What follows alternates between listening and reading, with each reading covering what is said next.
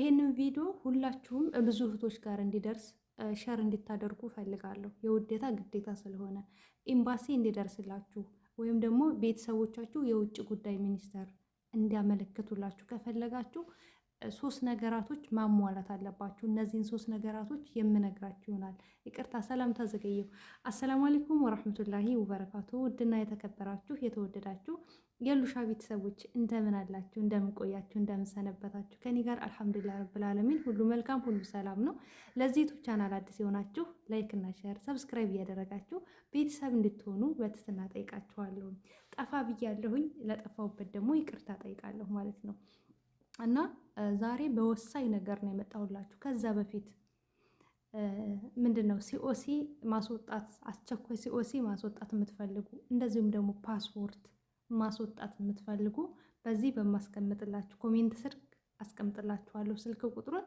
በዚህ በማስቀምጥላችሁ ቁጥር ብትደውሉ አስቸኳይ ፓስፖርት እድሳት ማስወጣት ትችላላችሁ በ3 ቀን ውስጥ ማለት ነው፣ በታማኝነት እንደዚሁም ደግሞ እንደዚሁም ሲኦሲ ማለት ነው። እንደዚሁም ደግሞ ሐዋላ የምትፈልጉም ብታናገሩን በ0025 19 88 24 88 90 ላይ ብታናገሩን በታማኝነት እንልክላችኋለን ማለት ነው። ዛሬ የመጣሁበት ነገር ምንድነው? ሁላችሁም የውዴታ ግዴታ ነውና ሸር እንድታደርጉ እፈልጋለሁ። እኔ ብዙ ቪዲዮ ሰራለሁ፣ ነገር ግን ብዙ እህቶች ጋር አይደርስም። ብዙ እህቶች ደግሞ በውስጥ ይጠይቁኛል። አብዛኛዎቹ እህቶቼ ተመሳሳይ ራበን ቢሮ ስልክ አልመልስልን አሉ። ማን ኤምባሲ እንዴት ነው የሚተባበረን የምትሉ እህቶች ናችሁ። የኤምባሲ ቁጥር ኖሯችሁ ኤምባሲ እንዴት ላመልክት? ኤምባሲ ቁጥር ቢኖራችሁም ኤምባሲዎች 3 ነገራቶችን ካላሟላችሁላቸው እናንተን አይተባበሯችሁም። ለዛውም እድለኛ ከሆናችሁ ነው፣ ጥሩ ሰው ጋር ከገጠማችሁ የሚተባበሯችሁ ማለት ነው። ነገር ግን አብዛኞቹ እንደው የምታዳምጡ ወይም ደግሞ ምሳሙኝ ካላችሁ የኤምባሲ ሰዎች እንደው ለዜጎቻችን አለንላችሁ ብንላቸው። ዜጋን ስናከብር እኛ ለራሳችን ነው ክብር የሚኖረን ማለት ነው።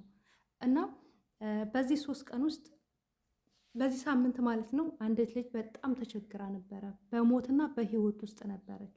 እኔም አንድ ኤምባሲ የምሰራ ነበረችና የማውቃት ኤምባሲ ሰራተኛ ነበረች። እሷን አነጋገርኳት። እሷ ያለች ነገር ምንድነው? የመጀመሪያው ፓስፖርት ጠየቀች። ምክንያቱም ፓስፖርት ከሌላችሁ ወይም ደግሞ የፓስፖርት ኮፒ ከሌላችሁ አይተባበሯችሁም። ለምን መሰላችሁ? ፓስፖርት ከሌላችሁ ቢተባበራችሁ ኤምባሲው ይጠየቃል፣ በህግ ይጠየቃል።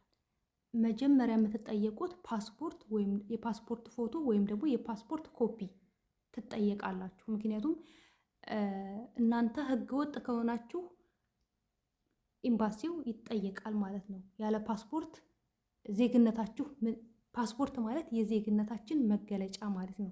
ስለዚህ ያለ ፓስፖርት እናንተን ኤምባሲው ሊቀበላችሁ አይችልም። የመጀመሪያውና ዋናው ነገር። ከዛ ሁለተኛው ደግሞ የመጣችሁበት የኢትዮጵያ ኤጀንሲ ስሙና ቁጥራቸው የጠየቀችኝ ማለት ነው። ስምና ቁጥራቸው ነው የጠየቀችኝ። ሶስተኛው ደግሞ ምን መሰላችሁ? በጣም ወሳኙ ነገር እዚህ ሀገር ለምሳሌ ዱባይ ልትሆኑ ትችላላችሁ፣ ቤሩት ልትሆኑ ትችላላችሁ፣ የትም አረብ ሀገር ልትሆኑ ትችላላችሁ። የአረብ ሀገሩን የኤጀንሲ ስምና ቁጥር ጠየቀችኝ። እነዚህ 3 ነገራቶች በጣም አንገብጋቢና ወሳኝ ነገራቶች ናቸው። ለምን? ያቺ ኤምባሲ የምትሰራዋ ልጅ ወደ ውጭ ጉዳይ ሚኒስቴር እች ልጅ ችግር ላይ ናት የመጣችሁ በዚህ የኤጀንሲ ቁጥርና በዚህ የኤጀንሲ ስም ነው የመጣችሁ ብላ ታመለክታለች ማለት ነው። ከዛ ቀጥታ ኤምባሲው ያንን ኤጀንሲ ይጠይቀዋል። እች ልጅ ችግር ውስጥ ሆናለች፣ ለምንድን ነው ያልደረሳችሁላት? ለምንድን ነው ችግር ውስጥ ነኝ ስትላችሁ ለምን አልመለሳችሁላቸውም ብለው ይጠየቃሉ ማለት ነው። ግን ይሄንን የምታደርጉት እናንተ እነዛ ኤምባሲዎቹ ጋር ስትደውሉ እነዛ ኤምባሲዎች በጣም መልካም ከሆኑላችሁ ነው ሊተባበሯችሁ የሚችሉት። ተከየሉ። እቺ ኤምባሲ ውስጥ የምሰራዋ እህቴ አመልክታለች። የሚገባትን ነገር አድርጋለች። ነገር ግን የበላይ አካሎቹ ችግር ውስጥ ሆናለች ተብሎ ያቺ ልጅ በሞትና በህይወት መካከል ነው ቢላ እየተሳለባት። የሆነ የባዕድ አምልኮት ነው የሚያመልኩት። ከእህቴ ባል ጋር ተኝ፣ ከባሌ ጋር ተኝ። እኔ ለመጀመሪያ ጊዜ እንደዚህ አይነት ነገር በህይወቴ ስሰማ ማለት ነው። ያው ስደት አረም ነውና ብዙ የምሰሙን ነገር አለ፣ ለጆሮ የሚዘነጋንናችሁ ነገር እና እንደዛ እየተባለች ነፍስ ውጭ ነፍስ ግቢ ነው ልጅቷ ያለችበት ሁኔታ የነበረው። መውጣት አትችልም፣ ምክንያቱም በሩ በጣም በጥብቅ ሁኔታ ነው የሚጠበቀው። ምንም ነገር ማድረግ አትችልም። እና የመጨረሻ አማራጫችን ምንድን ነው? ኤምባሲ ማመልከት ነበረ። ለምን? ህግ እንዲደርስላት ማለት ነው፣ የህግ አካል እንዲደርስላት። የሴትየዋ ቁጥር ሳይቀር ነው የተሰጠው ኤምባሲ ላይ። ግን እንዳለመታደል ሆኖ ሊረዷት አልቻሉም። ግን በሰው አትተማመኑ። የፈጠራችሁ አላህ አይጥላችሁ። ያቺ ልጅ ረሃቡም ዱላውም ሁሉ ነገርም ሲበረታባት ዝልፍልፍ ብላ ትወድቃለች። ዝልፍልፍ ብላ ስትወድቅባት ልሞትብኝ ነው ብላ ሴትየዋ ድንገት አንስታ አሳፈረቻት። በዚህ መንገድ አላህ ሱብሓነሁ ወተዓላ ከጭንቀት ውስጥ ውጭ ሲላት በዚህ መንገድ ወጥታ እህትየዋ ሪከርድ አደረገችልኝ። አልሐምዱሊላህ ተሳፍራለች። ኤምባሲው አልደረሰላትም ተባለ። ኤምባሲ የምትሰሩ ሰዎች ዜጎቻችን ቅድሚያ ለዜጎቻችን ብንሰጥ እንደው ክብር ይጨምርልናል እንጂ እኮ ክብር አይነሳብንም። እውነቴን ነው የምላችሁ። እኔ ለዛች ልጅ ኤምባሲ ለምትሰራው እህቴ ተባብራኛለች። ጀዛውን አላህ ይክፈላት። በቃ ሊደርስላት ነው ህግ ብዬ በቃ ሰፍ ብዬ እንዴት ነው የምጠብቁት ነገር አለ አይደለ? የምሬን ነው የምላችሁ። በቃ እች ልጅ በቃ ትወጣለች ምናምን ብዬ ሰፍ ብዬ ነው የጠበቅኩት የነበረው። ግን እንደጠበቅኩት አላገኘሁትም። ቢሮም አይተባበሩም፣ ኤጀንሲዎቹም አይተባበሩም። ለኛ ለዜጎች ለኛ አረብ ሀገር ላለን እህቶቼ ምንድን ነው ዋስትናችን? አብዛኞቹ ይወጣሉ፣ ይጠፋሉ። የሚጠፉበት ግን ፈልገው ሳይሆን ተገደው ነው። ለምን? የሚረዳቸው ስለሌለ። እህቶቼ አረብ ሀገር ላይ ከመጣችሁ የትም ሀገር ላይ ከሆናችሁ ህግ ከለላ ይሆነኛል ብላችሁ ሳይሆን የፈጠረኝ አንድ አላህ ከለላ ይሆነኛል፣ የሆነ ችግር ውስጥ እንኳን ብሆን እሱ መውጫ መንገዱን ያበጅልኛል ብላችሁ እርግጠኛ ሆናችሁ በፈጠራችሁ አምላክ እርግጠኛ ሆናችሁ ጉዟችሁን ጀምሩ። ችግር ውስጥም ካላችሁ አላህ መውጫ መንገዴን ያመቻችልኛል ብላችሁ በኮንፊደንስ አላህን ለምኑ። ከዛ ውጭ ግን ሰው ይደርስልኛል ብላችሁ ተስፋ እንዳታደርጉ። እኔ ወላሂ በቃ ለዚች ልጅ ይደርሱላታል። የአካባቢው ስም ተጠየቀ፣ ተነገረ፣ ነገርኳት፣ ሁሉን ነገር ዶክሜንቱን ሰጠሁኝ።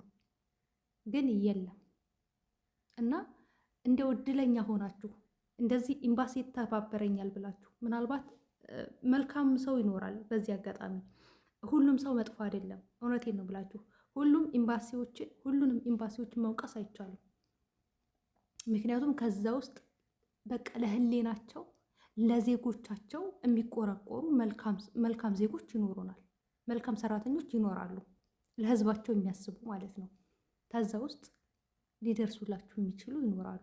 ሊደርሱላችሁ የሚችሉ ግን እንደነገርኳችሁ እነዚህን 3 ነገራቶች ስታሟሉ ብቻ ነው። እነዚህ 3 ነገራቶች ካልተሟሉ ግን ሊደርሱላችሁ አይችሉም። ማላስፍ ይቅርታ አይችሉም። ምክንያቱም ፓስፖርት ከሌላችሁ እነሱን በህግ ያስጠይቃችኋል።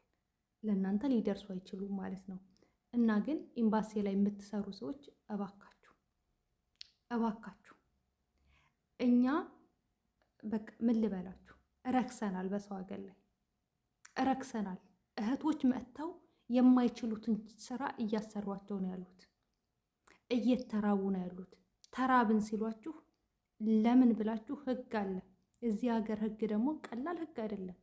ህግ ጋር አድርሱላችሁ ጉዳያቸውን እባካችሁ። ስለ እውነት እንኖር። እየኖርን ያለነው የውሸት ኑሮ ነው፣ የውሸት ህይወት ነው። የእውነት ግን እንሞታለን።